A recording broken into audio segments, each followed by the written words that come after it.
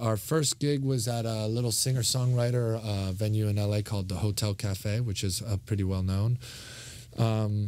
You know, and it's actually, the stage is way too small for this many people. We started playing the show, and that first show, I think everybody in the band felt this energy, and we had a lot of friends and family in the audience, and I could just tell, you know, my best friend came up to me after just giddy with laughter and excitement, and the energy we got back from people from even that very first show was palpable, and really sort of make us all sort of take note that something was happening here, that we didn't even realize how much we were touching on the heartstrings of some people. Like, for it's familiar to them, and then for other people that maybe don't know soul music, it's refreshing and a new thing for them to be introduced to, you know, and that we get all walks of life. We get, you know, teenagers, young adults, and we get people that were listening to Motown back in the day. So we really get the whole gambit of music lovers.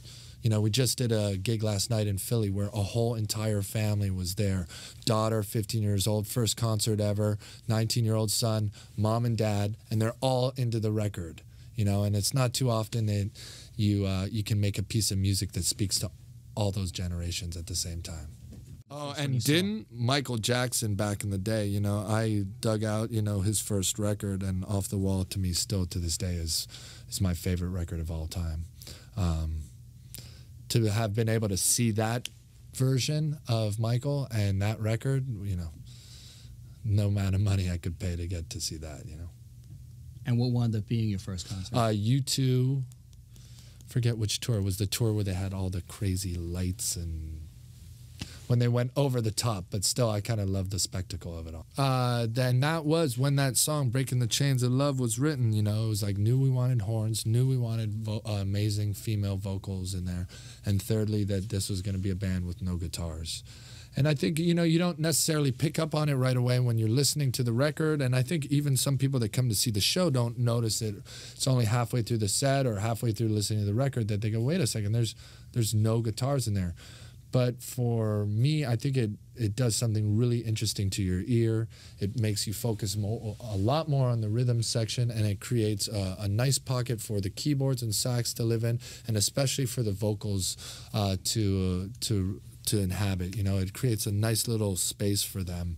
You know, I just feel like the guitar in any live band situation is the most overused instrument, and we wanted to see if we could like make that big wall of sound without a guitar in it, you know. And I think I could say with a lot of confidence, we might be the only band charting right now that doesn't, you know, that play live that doesn't have a guitar in it. Well, you know, we started out truly as a DIY band, you know. We didn't have any money, and it's been a real labor of love for everybody in this band. We have all put in serious blood, sweat, and tears over the last couple of years to make this happen, and there's been a lot of sacrifice on everybody's part.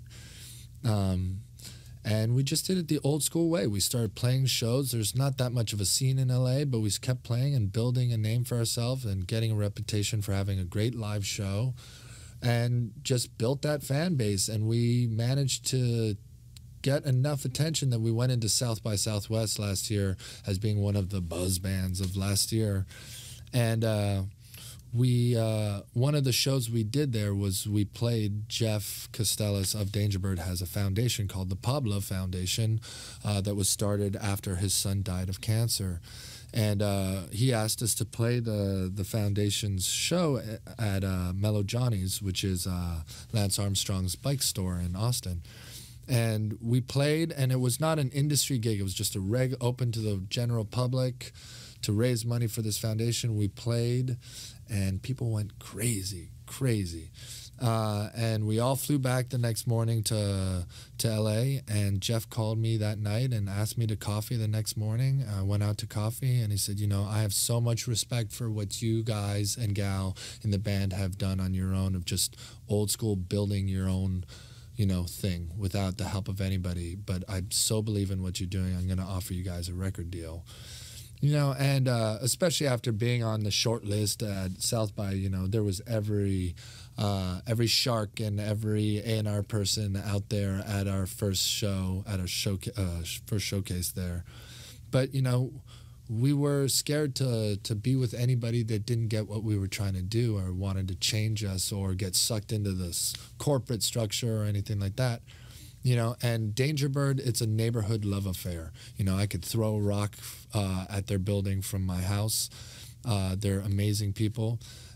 Jeff, I have so much respect for as a human being, not only as the person who runs the company, you know, and they just get us and they support us, you know, and we're getting to be in places like this because of their support, you know. So the transition from being like this do-it-yourself band to all of a sudden having a whole group of people that are behind you is a pretty special one. And especially this last year has been a pretty crazy ride with all the stuff that's been happening.